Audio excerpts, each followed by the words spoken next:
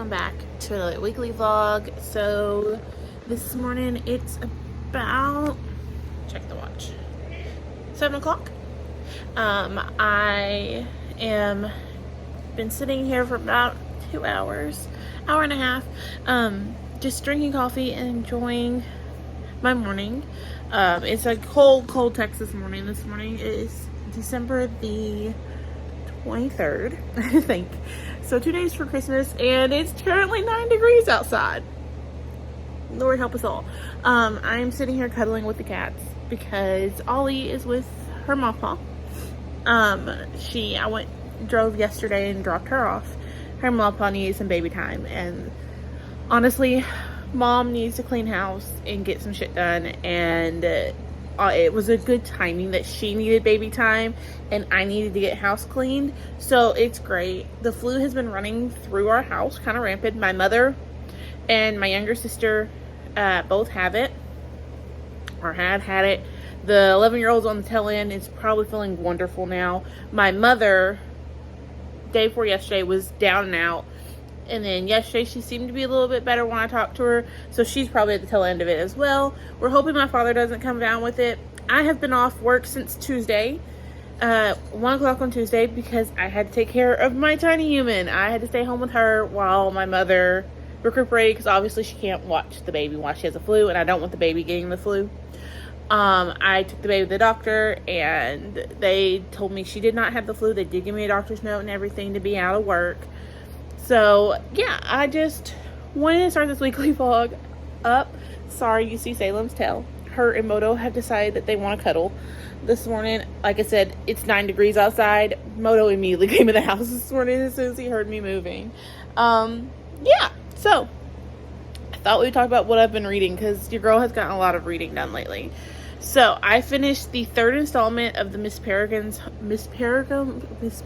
Home for Peculiar Children, Library of Souls. I finished it. I enjoyed it. It was another 4-star read for me. It was a good conclusion. I could see where he could have left it as a trilogy and just left it alone.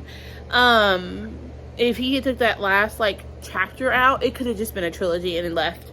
But he didn't, and I have started Map of Days, and so far Map of Days is my favorite out of the whole series, and I think Map of Days makes it worth it to read the other 3. If you've never heard of the series, it follows Jacob. Jacob's grandfather had all these weird pictures of these peculiar looking people, and he had told Jacob when he was younger that they were real and they were real people. Jacob didn't believe him, and so his grandfather dies, and when he dies, he basically tells him, you need to go to this island. And Jacob's trying to figure out, what the hell are you talking about?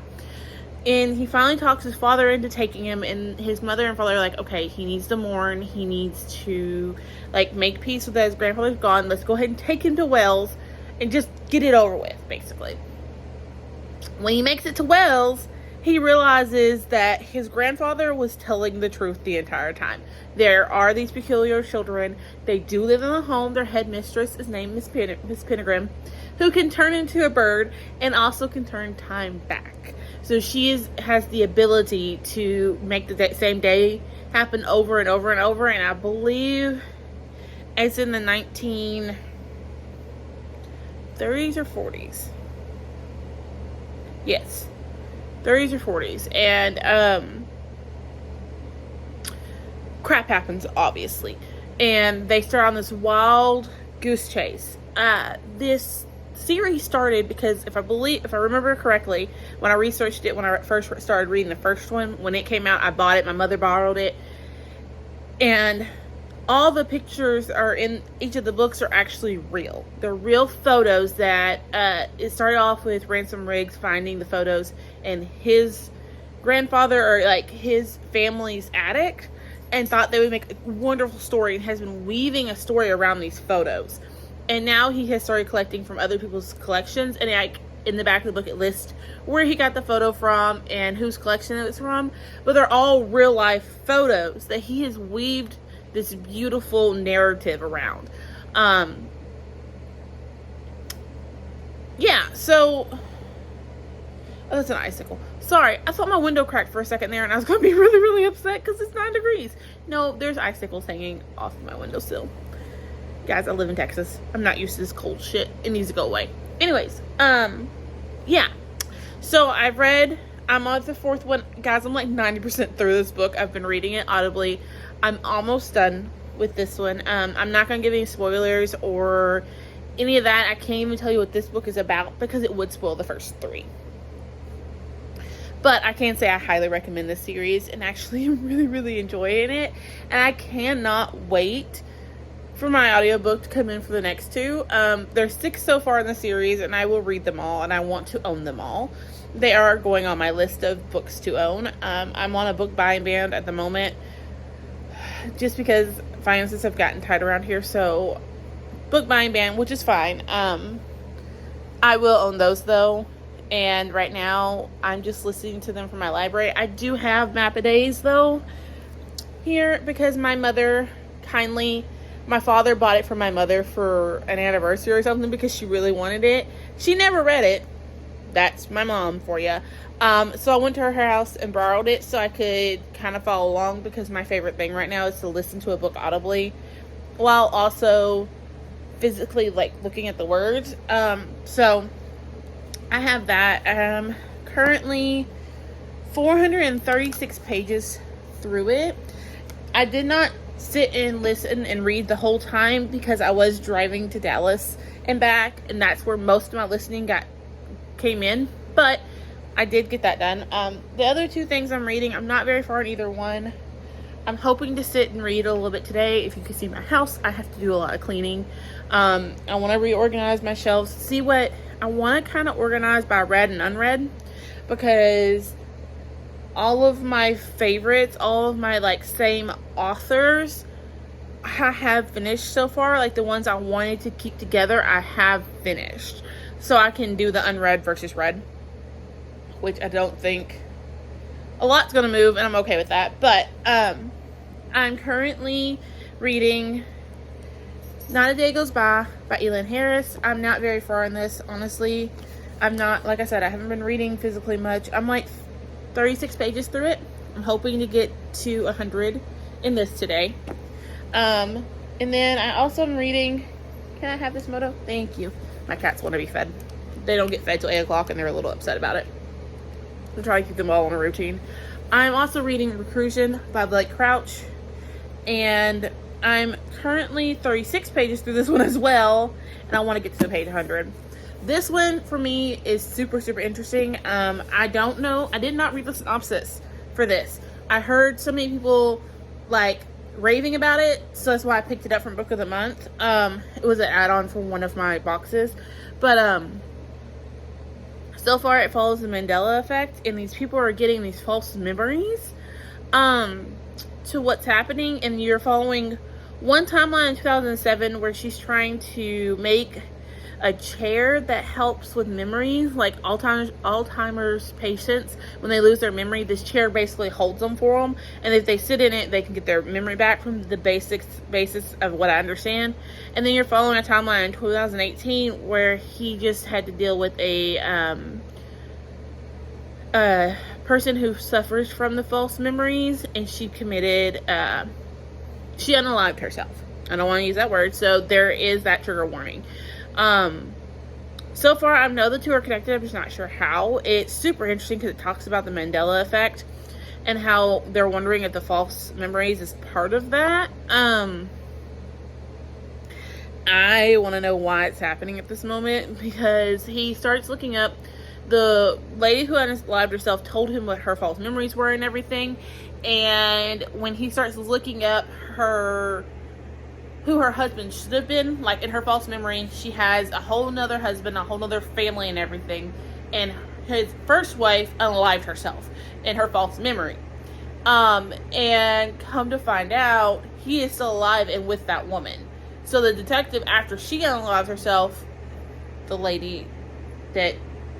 original lady who has the false memories, once she does that, he goes looking into more of her husband and what's going on there, and come to find out his wife did try to unalive herself, but instead of her actually going through with it, the husband shows up and she comes down. Like, they're able to talk her off the cliff, basically. So now I'm wondering, is it like what we believe, the Mandela effect, where there's two different universes that are colliding for certain people? He also does more research and finds out that people who have these false memories, if they describe a whole event like their wedding day, and they give you, Moto, stop, baby. Sorry. He is really persistent on this food thing. This is the first time he's actually spent any time in the house in like a week and a half, and so he's very, very persistent. No, ma'am. Anyways, if they look at the wedding list, like the guest list, people off of that guest list also have the false memories as well. Like, they'll remember the wedding and this couple being together even though they were never together, which is super interesting. So that's where I'm at with this one. This one, so far, we're following Yancey and Basil. Why can't I remember his name? I don't know.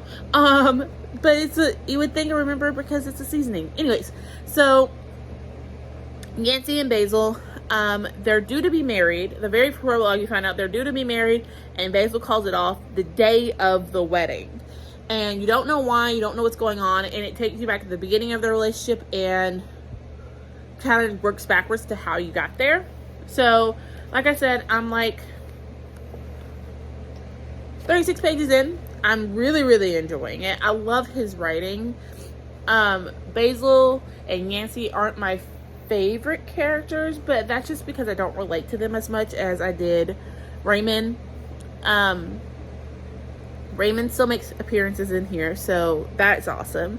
I do really enjoy this. I will say, Anyway the Wind Blows was my favorite out of all of them, even though I didn't like the characters as much, just because I love the storytelling of that one and the way the story is weaved in and out and how you get three perspectives on the same situation. Bart, to me, needs help, and that's all I'm gonna say about that. But these books are so good. I highly, highly recommend. This one does not have as much M to M relationships as bisexual ones, so there's a lot of bisexual rep here. Basil does not identify as bi. He gets really angry calling him that if you tell him he's bi. But he does sleep with men and he does sleep with women. So there's that. You do meet Basil in The Invisible Life, so this is kind of a continuation. I do have the last one in the series, which is Mama Dearest, on my shelves, which I'm super, super excited with. I'm hoping to finish this one pretty soon and pick up Mama Dearest next. I'm just going to binge the 3 I have. And then I have a standalone I'm hoping to get read as well. And then I've read everything by Elan Harris on my shelves, and it'll be time for new ones. But yeah, that's that. If I reorganize my shelves today, which that's the plan, like I said, it's currently 7:07 now that I'm talking to you. I'm going to sit my little butt right here till 8, and then I'm going to get up and start getting done what I need done. I'm not due to go get my little one, my tiny human, until mañana, so tomorrow. But it'll depend on how the weather reacts. If the weather apps tell us it's supposed to snow, or we're going to get anything falling from the sky tomorrow, I will get her today. Mapa, and I are very much keeping in communication because we don't want her stuck there for Christmas. If that happens, who fuck cares? Not mom. I mean, I care. Let me explain. If she gets stuck there for Christmas, I'm not going to be happy about it, but on the same hand, I'm not going to be mad because at least she's spending it with her other parent.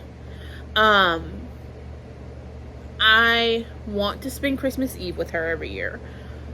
But if unforeseen circumstances happen where I can't, I'm okay as long as she is with her mapa. Now, if it was like she was stuck with my mom, or even her mapa, like my better half's mom or my grandmother or something, I may be a little more upset because she's not spending it with us. But as long as she's with one of us, I'm fine. But yeah, that's kind of how my day is going. I know this is a really long update. I can see the time ticking by. It's been 15 minutes that I've been rambling.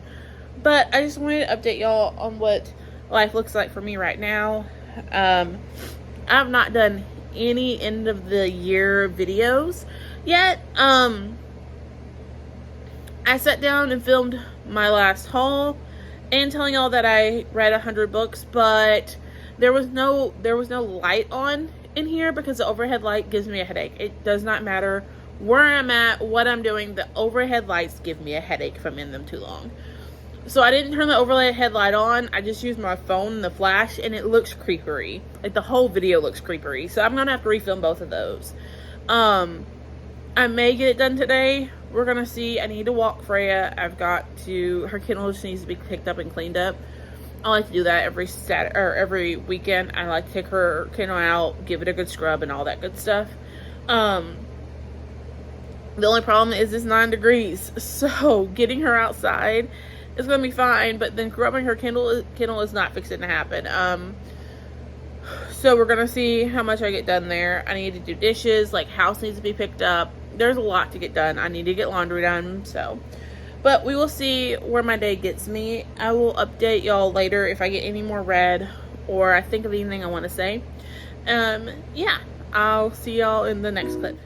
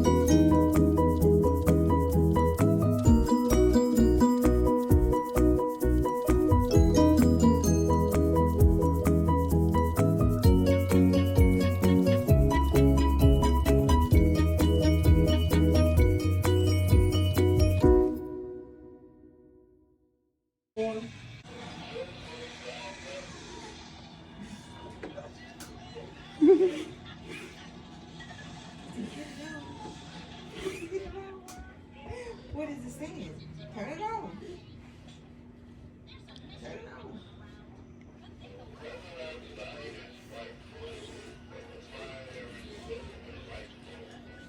Since we have a place to go, let's know.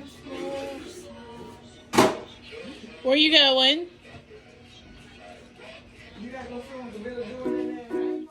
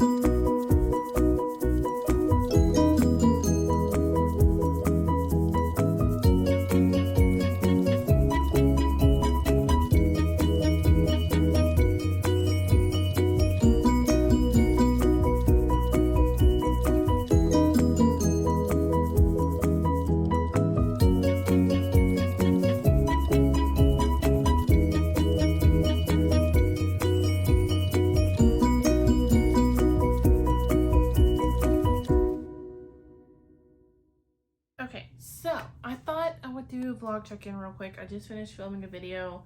My bed's kind of covered in books everywhere that you can't see. So I thought I would do a quick, excuse me, I'm tired. A quick vlog check-in. So, earlier today you saw me reading at work. I always read on my lunch break, which is amazing. That I get the time to do that, and that I work from an office that it's not a big deal that I read during my lunch.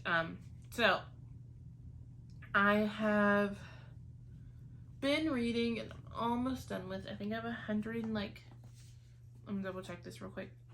100, yeah, like 102, no, 108 pages of Recrusion by Blake Crouch left. I have so many thoughts about this. First off, it's kind of creepy because it could really freaking happen. Like, it could be happening right now and we wouldn't know it. That's my thought on that. If you don't know anything about this book, it basically plays with the Mandela effect mixed with the butterfly effect. So, going in, I knew nothing. Absolutely nothing. And I'm trying to think how to pitch it to you with leaving you in the dark just enough. So you're following two POVs, and one POV is set in 2018, and the other POV from the beginning is set in 2007. You don't know why, you don't really know what's going on yet. There are major trigger warnings for suicide in this book. Also, I would say mental health, addiction, and Alzheimer's. I didn't really think to include Alzheimer's as a trigger warning until I watched Books and Lala's recent video. And I realized that if you've watched someone suffer from Alzheimer's and lived through that with them, that may be very triggering for you, so I wanted to include that here too. But the biggest, for me, the biggest trigger warning would definitely be suicide, because there's a lot of talk of it in here. In the first, 3 pages, you meet Barry. Barry is a cop in New York, and he is responding to a jumper on the 44th floor of a building. And you get introduced to Anne. Anne has FMS, false memory syndrome, and she tells Barry about how she can remember a life where she had a husband and they had a son together. They were happy and loving, and how they talked, and his first husband's wife jumped from the exact same spot in that memory, and that she just has vivid memories of this. And she went to see her husband, or her, not her husband, but who would have been her husband, and he basically says that she's crazy. He has never met this woman a day in his life, and he knows nothing about her. And it sends her off the deep end, and she does jump. Well, Barry does what any of us would do and goes researching, and stumbles upon something. In the 2007 version, you meet Helena. Helena is a neurologist working at Stanford, and this mysterious guy comes in her office and offers her a whole lot of money to come work for a man, and you don't know who that man is, you don't know his name or anything, it's not mentioned at all. You just know that name made Helena say yes. And that's just the first part. And it just takes off from there. And honestly, guys, I have ranted at work. I have raved at work. I have talked my theories out with a coworker of mine, because it has given me such a mindfuck. And I'm enjoying it. I really, really am. I don't know. I'm still trying to figure it all out. And I have 102 pages left. We're going to see how it wraps up. Right now, I'm a little angry. Just a little angry with Mr. Crouch. Or Mrs. Crouch. With this author. And we'll see where I land. And it has been monopolizing all of my time. All I want to do is read this. I may lay in bed and finish it tonight. I don't know. I'm pretty sleepy. I just filmed a video, so I just kind of want to go to bed. But on the same hand, I have burning questions when it comes to this. The other 2 things I'm currently reading, because I'm keeping more than one thing going at a time in case something's not holding my interest, I can flip over. But like I said, that has been holding all of my interest. And the other thing I'm currently reading is Not a Day Goes By Elan Harris. This is the second one in the Yancey Braxton series. It actually has, hold on, let me move that. It actually was written in the front part by my better half. It was a gift for my birthday. I'm absolutely loving it. I'm only 36 pages through. I've been at 36 pages for a week because I can't get out of reclusion, but I'm hoping to finish that this weekend. It is New Year's Eve tomorrow, so my plan right now is to clean the entire house, make us some dinner. I'm supposed to go see my better half. We will see. She's sick. She has a cold right now. Ollie gave it to her last week. It is what happens.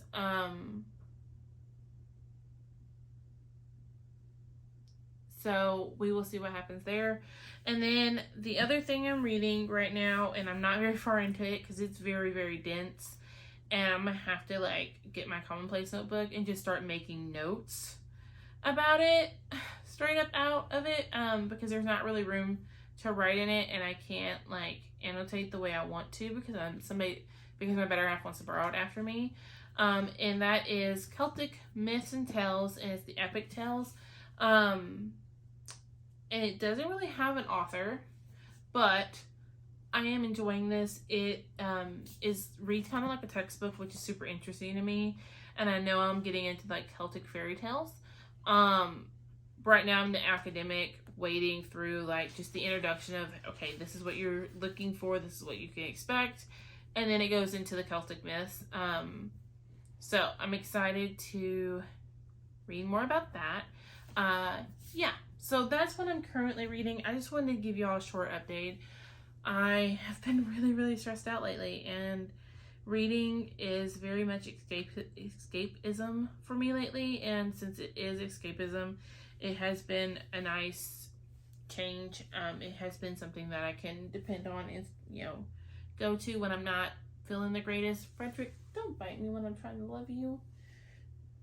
Look at the kitten. It's not a kitten anymore. Look at this. Look at him. He's not a kitten anymore. He's a cat. He's become a full cat on me. It's nice escapism, especially when I get to thanks, Fred. I get to, you know, cuddle the kitten while I do it. But yeah, I just wanted to give y'all a quick update, and I will catch y'all on my next clip. My next clip probably will be tomorrow, but I'm not making any promises at this point. Really not. I need to edit all of this because it'll be my last footage of 2022, but we will see when it gets edited. But for now, I'm going to bed, and I'll see you on my next one. Bye, guys.